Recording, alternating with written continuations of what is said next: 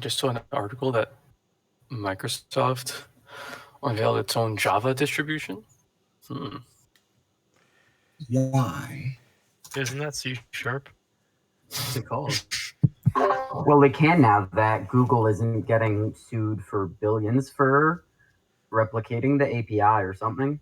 Yeah. Previewing its own build of OpenJDK. Yeah, that's an interesting. That was an interesting ruling. We've actually seen this go back and forth a couple of times. The initial ruling was essentially was that APIs can't be copywritten, so that if all you're duplicating is essentially the contract with how you call the other software, then it's not protected by copyright. And then a few years later, they paid more money. Well, that a few years later, that was overturned, and the claim was that it was copyrightable. And now and then it kind of worked its way through the courts, and it finally made its way to the Supreme Court. And this one was somewhat differently decided, if I'm not mistaken. What it said was it allowed that APIs could be copywritten, but that duplication of the contract of the API was fair use. So it's a really interesting, a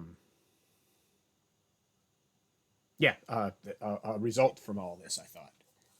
Yeah, I agree. Because we saw this back. I mean, I think the first one was about 12 years ago. Is that right, Nia? Do you remember? It was a long time ago. I Yeah. think 12 years is right. So we were all excited by that one, because what would happen? Yeah. They would publish, people would get their code as part of the official API, and then they wouldn't make it available publicly. So it was kind of a way to have an open standard, but then still not allow anybody to use it. Of course, not on the other hand, what this as part of the embrace, extend, extinguish. Yeah, the extend was the important part on the embrace, extend, extinguish. So that Microsoft would go in for the and by the way, I think Microsoft has come a long way since then. I think, I don't want to, we beat up on them. We beat up on them. It was very funny, but to be fair to them, they've been kind of nice lately. That may be temporary, but hopefully not. Yeah, hopefully not. Exactly. That's all we can do. Trust but verify, I think is the guide words. But what they would do is they would go out and they would do an open standard, and you saw this in the browsers, right? And then they would extend the standard by putting in their own proprietary stuff that wouldn't work with anybody else's stuff. And so then, after enough people started using it, then they would release all this stuff that was incompatible with everybody else's browsers, and that was their extend. And then the extinguish was everybody had to come to them because the open standard didn't support all the garbage that they put into it. It was kind of slimy, But again, like I said, I think they've been at least showing good colors. We're happy with their bright and shiny last couple of attempts, but trust but verify. That's cool.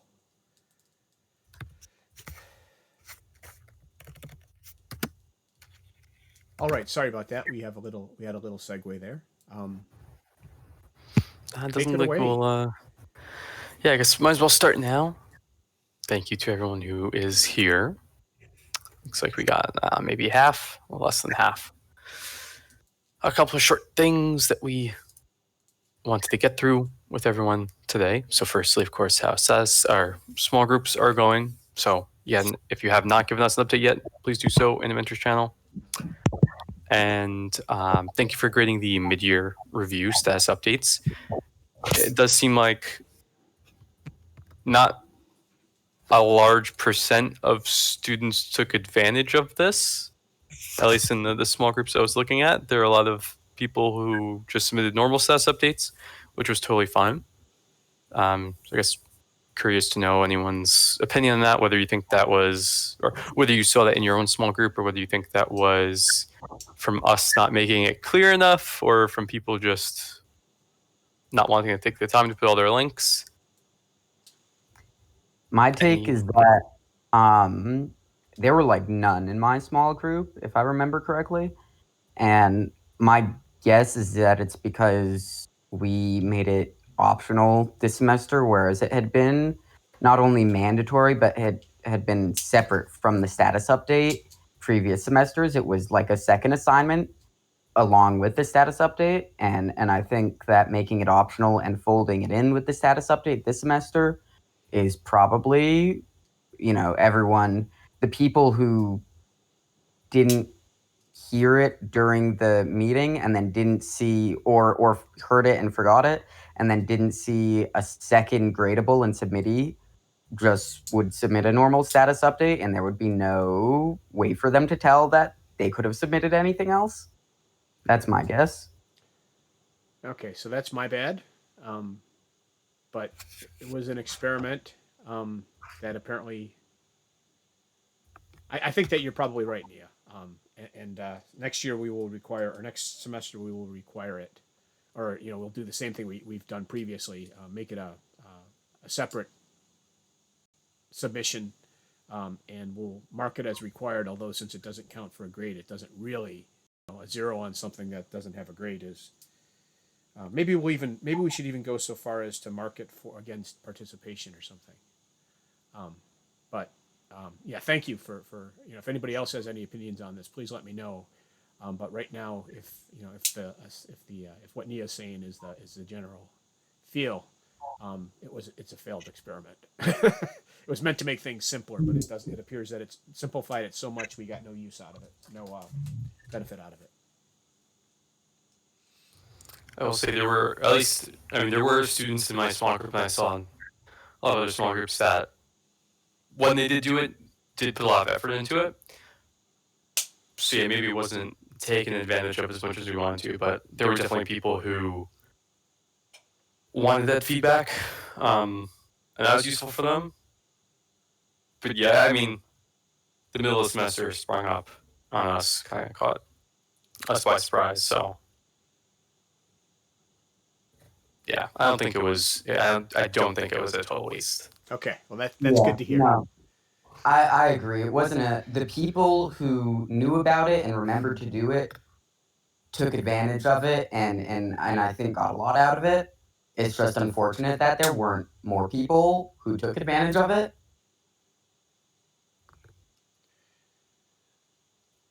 Definitely. Any other comments about that people saw in their small groups, unless that kind of covers everyone's experience?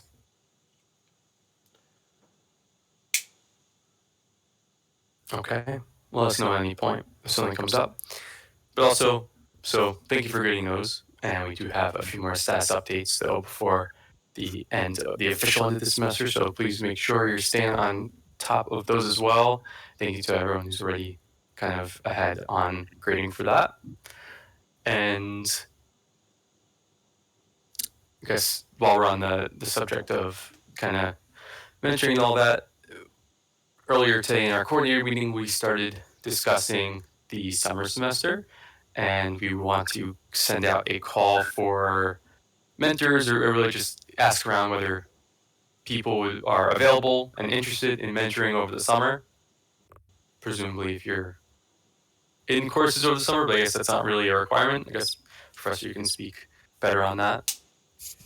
Yeah, if anybody's going to be around and wants to participate in RCOS, you can do it as a mentor for 0 credits. If you're taking, I wouldn't recommend necessarily paying for courses to take RCOS.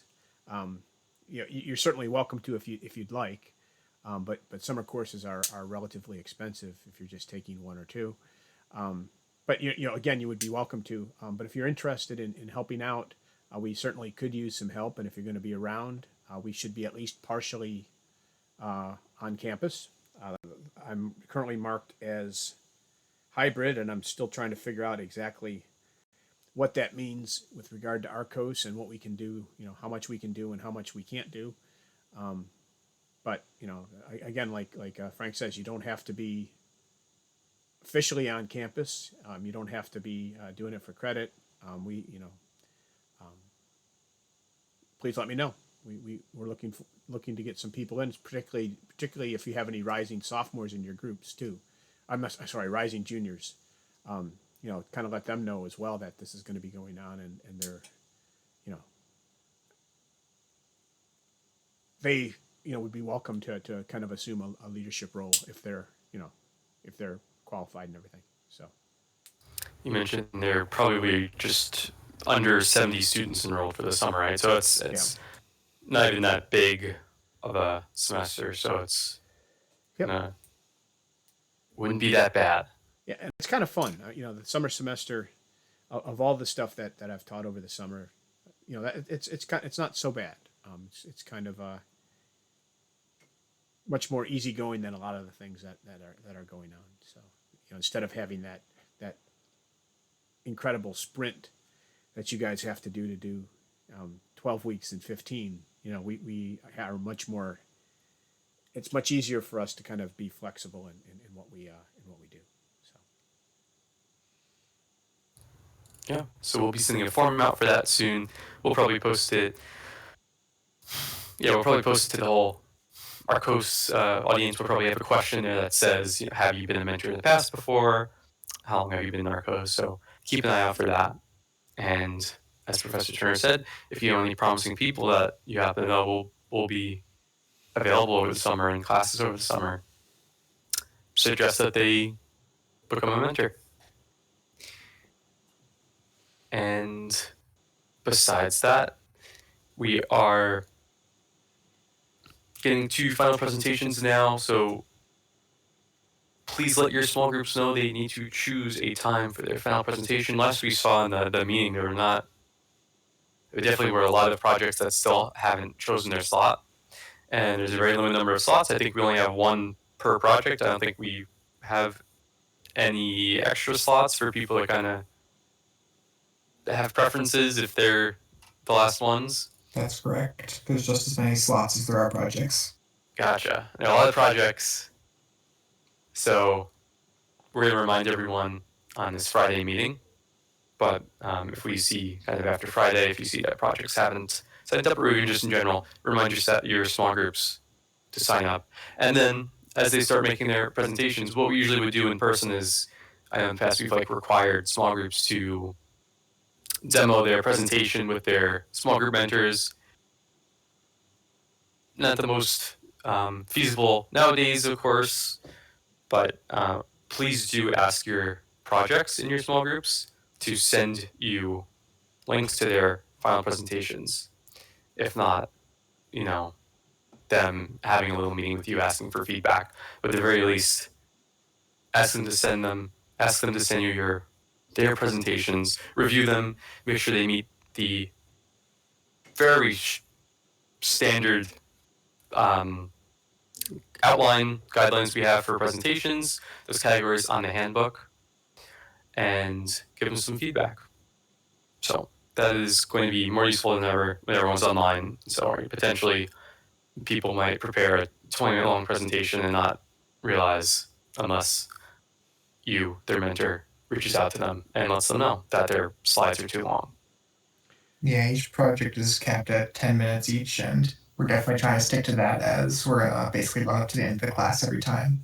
And it does look like we have 20 projects signed up so far, so a little less than half. And it looks like the last week of classes is very popular.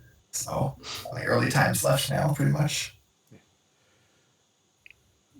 There you go.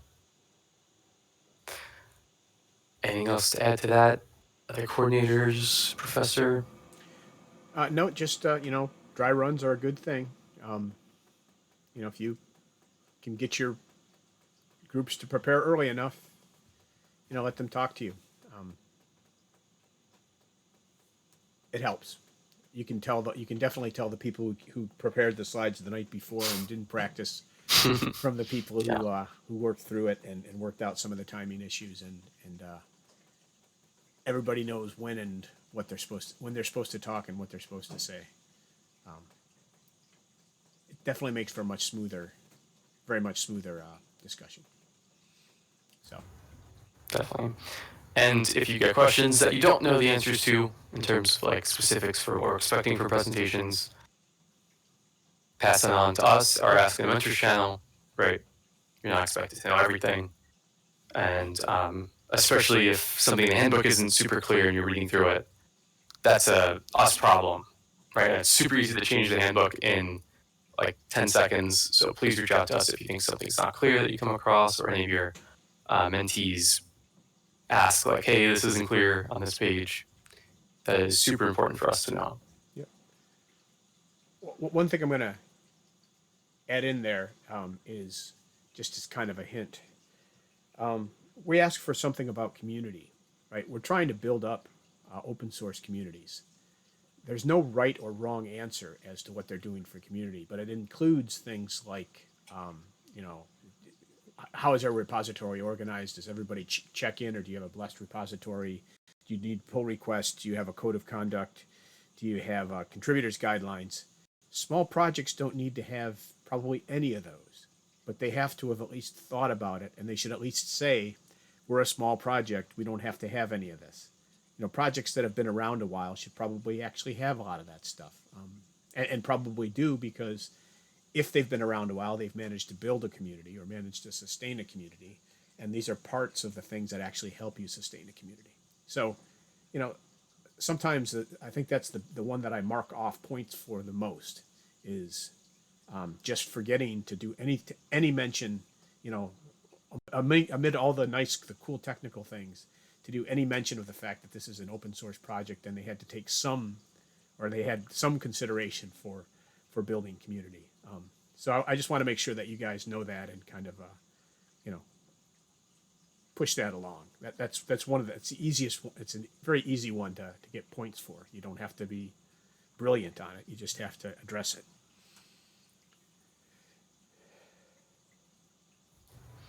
Any questions about that? About any of that?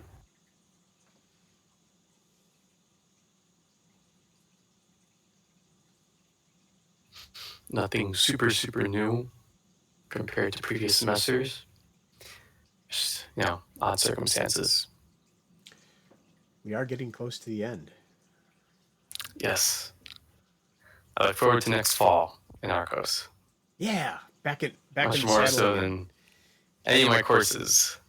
I haven't looked forward to courses well Yeah, in a long time. I really am looking forward to actually like seeing you guys, seeing students and talking to you guys, as opposed to you know, having this once a semester meeting where we talk together. It'd be really nice to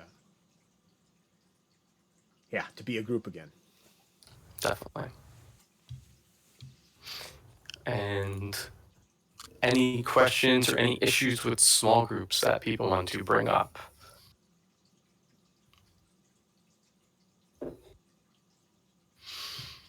Again, feel free to bring those up now, or in the MentorSec channel, or to any of us privately if you want to.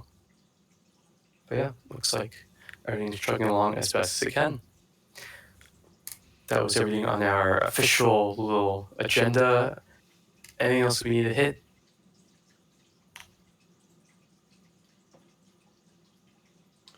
Matt Smalley's not here tonight. That's why it's so quiet. Yeah. Yeah. He submitted a graph theory, it looks like, homework for a status update, so I'm not sure what's going on over there with him.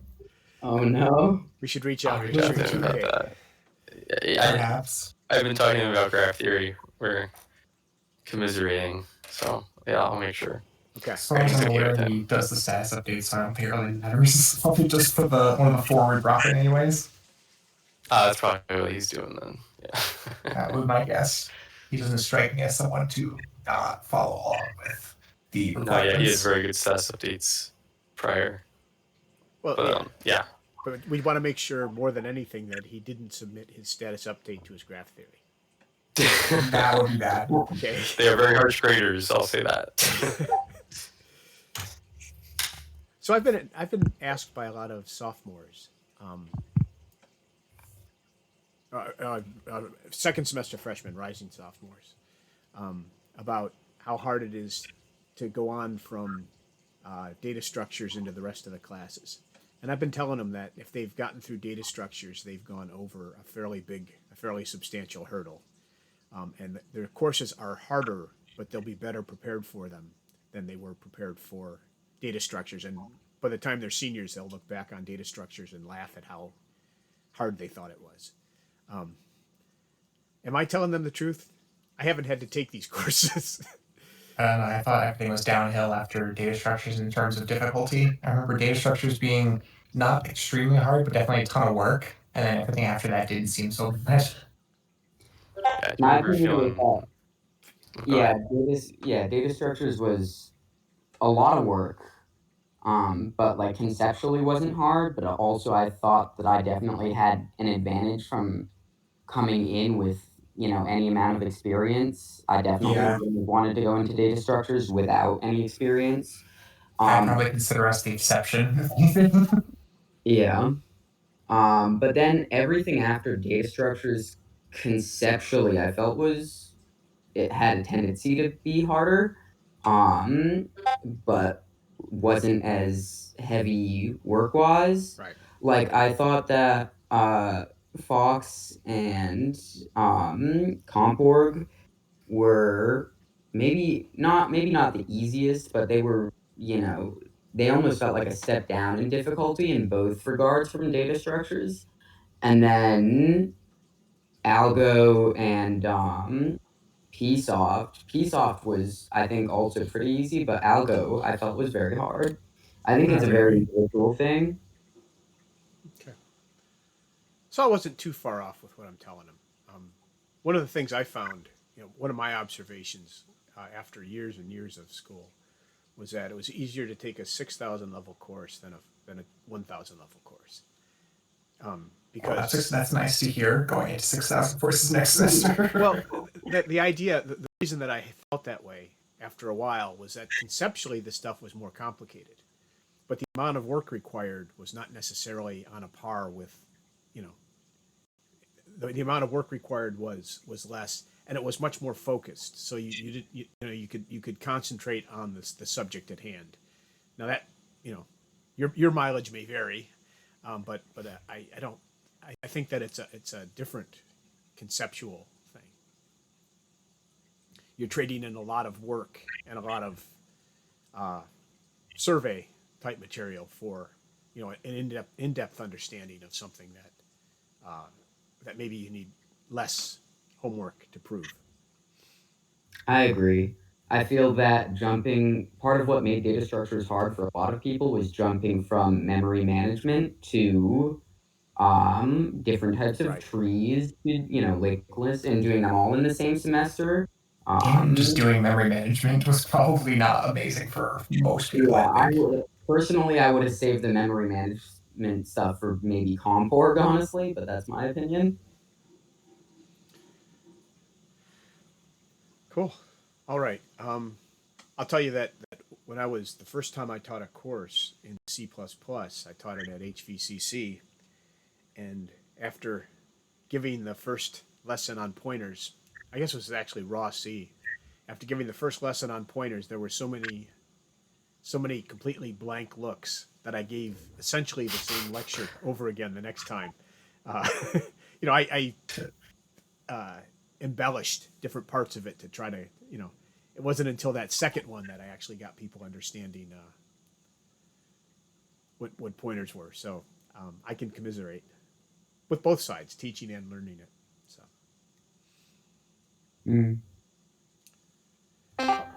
All right. I have nothing else, and I'm keeping you guys.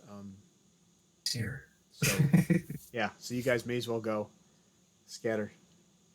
Unless anything else, guys. We haven't heard. We heard from Hunter and Nia, and I think that's all the. We need a better sample size. Yeah. Did all biased. Graham, you got anything? Not that I can think of off the top of my head. Yeah, I put you on the spot, huh? Yeah, but it's okay. I'm built different, so I can handle it. Okay, just...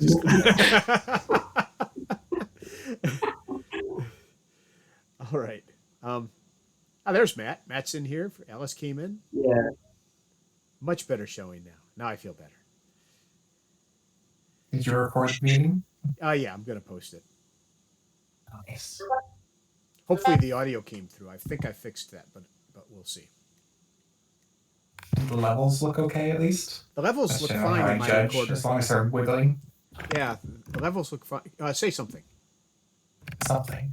Yeah, levels look fine, even when you talk. Nice. Yeah, so hopefully it went through. We will find out. All right, cool. Okay, great. Thanks for coming, everyone. Yep, thanks, And and we'll see everyone enjoy Friday. See you all one of the Friday. last 4 weeks of classes. Woohoo. Thank God. Yep. Yeah. Thank you. It's been an experience. All right. See you, everyone. See you later. See ya. See you guys later. Bye. Bye.